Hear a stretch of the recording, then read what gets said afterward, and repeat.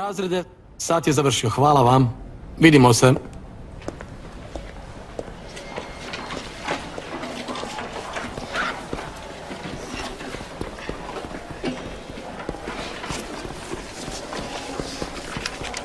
I? Jesi li pronašla nešto? Ne, nisam pronašla ništa. Ali moramo nastaviti tražiti sve dok ne nađemo osobu koja je lažirala moj ispit. Gle, pazi ovo, isti rukopis. Isti kao od Jasmin. Istina.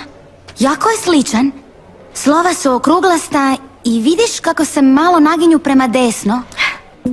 Iznenađuješ me kao i uvijek, sve znaš. Ne, samo sam gledala jednu stranicu udruge grafoloških stručnjaka.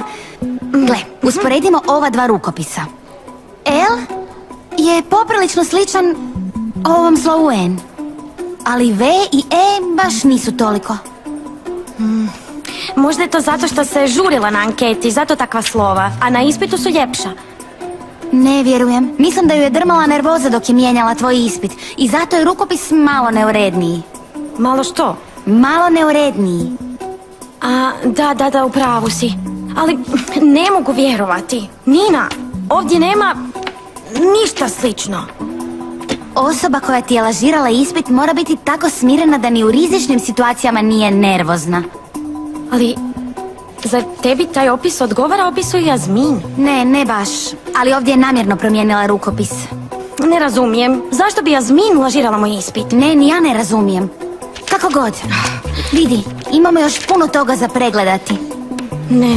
Nećemo prerano zaključivati i ne smije nam pobjeći ni jedan detalj. To su najsitniji detalji, ali da, bit će nam teško. Da, ali već ćemo pronaći krivca. Samo moramo biti jako usredotočene. Čekaj. Što? Što je bilo? Našla si nešto? Pronašla sam osobu koja je to učinila. Slova su identična. Da, definitivno nema sumnje. Pronašli smo krivca. Da, Simon je bio u pravu. To je Ambar.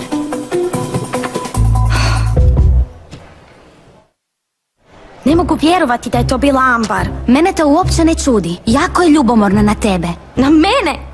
Ali zašto? Pa nisam joj ništa napravila. Vjerojatno se osjeća ugrožena. U njenoj si školi, kući, na stazi. A i Mateo stalno izmišlja izgovore da ti se obrati. Kao ono s tvojom jaknom. Gle, što god da je bilo to s jaknom, to je bilo. Gotova je priča, završena stvar. Može to biti završeno, ali ja mislim da je Mateo jako zbunjen. Ali to je njegov problem. Ja s Mateom nemam ništa. Ali on s tobom ima.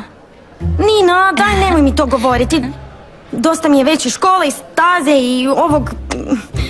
Ne znam što da radim. Mislim da bismo trebale pokazati profesorici da se slova poklapaju i da je Ambar kriva za sve. Za što sam kriva? Za lažiranje Luninog ispita. Molim? Netko ti je lažirao ispit? Da, ti, njen popravni. Cure, pa ja to ne bih nikad. Ni ne znam o čemu pričate i nisam s tobom u razredu. Da, ali tvoj rukopis i rukopis na ispitu su jako slični. A kako vi to znate? Shvaćam sad. Onu anketu ste napravile kako biste pronašle krivca, jel? Baš ste ružnu stvar napravile. Izdali ste povjerenje kolega koji su mislili da je to prava anketa. Redaru se to nimalo neće svidjeti. Neće mu se svidjeti ni ovo. Što radiš? Sprečavam kaljanje svog imena. Ne volim ni laži, niti spletke. Ali ovo nije laž. Jasno mi je da ti je teško, Luna. Ali kriviti druge za vlastiti neuspjeh nije u redu. Nije neuspjeh, lažiran joj je ispit. Cure, zaboravimo ovaj nesporazum. Ako mi se ispričate, ja vam opraštam. Što se događa? Sve je u redu? Sve je u redu, da. Da, netko mi je lažirao ispit. Vaš ispit? Da, izvrsno sam napisala, ali su mi podmetnuli ispit koji je imao krive odgovore. Da, rukopis kojim je napisano Lunino ime nije njezin. Netko je zamijenio ispite i prepravio odgovore. No, rado bih ostala ovdje, ali zakasnit ću na predavanje, okej? Jasmin, Oprosti, draga, gledaj oprosti. nekad kamo ideš. To je moj ispit.